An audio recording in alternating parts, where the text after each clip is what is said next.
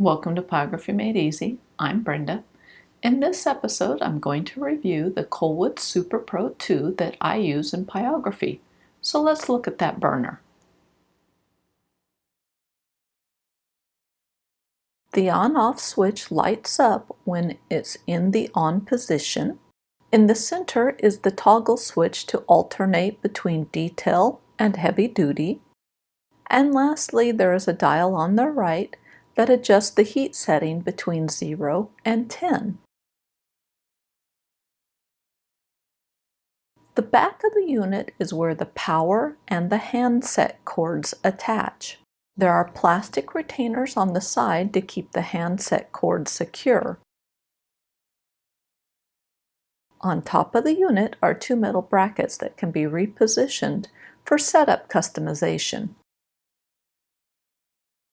Here is one of the cords for the handset. One end of the cord has the forked power connectors and the other the input jack for the handset.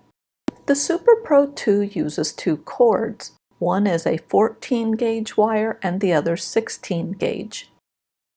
Colwood ships all handsets and pin tips in protective plastic tubes. The handsets come with cork heat protectors equipped on them. This handset is a fixed tip style, so the pin tip is permanently attached to it. Whereas this is the replaceable tip handset, and it ships without a pin tip. Attach the handset to the power cord by firmly pushing the handset prong into the jack receptor on the cord.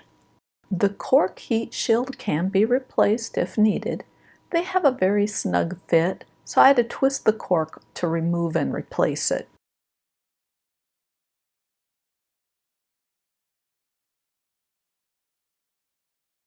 The bottom of the plastic tubes have a letter written on them that identifies the contents. The handset has a ridge on the inside, and the pin tip has a grooved channel along the outside. To attach a pin tip to a handset, align the channel with the groove and press them firmly together. There shouldn't be a gap between the handset and the pin tip. Here is the fixed tip and the replaceable tip handsets side by side. Notice how the replaceable tip has a wide lip on the pin tip. The wide lip allows for easy removal of the pin tip using the easy puller.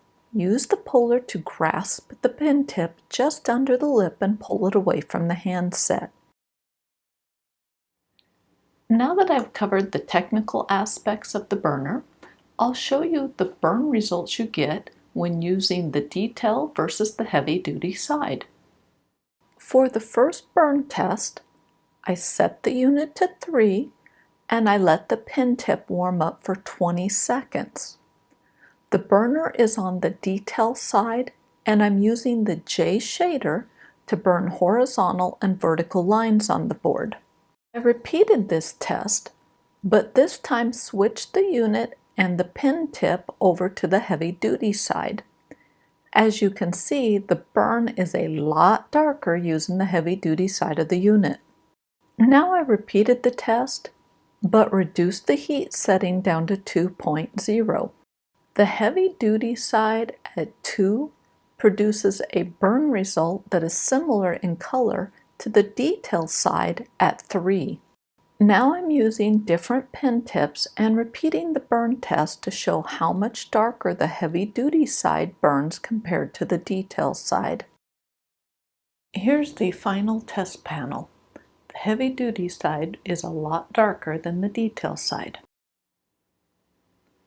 That covers the burner I use.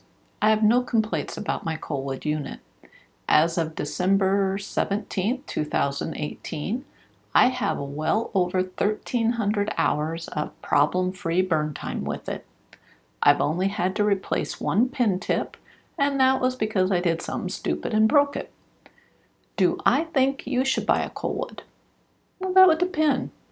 If you are just getting into pyrography and don't know if you'll like it, then no. Instead, I'd recommend a craft burner or a soldering iron style burner, but make it one with a temperature control on it.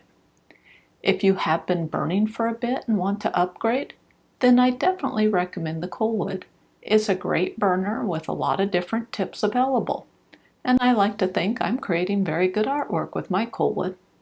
Well, thank you for watching, and I will see you next week.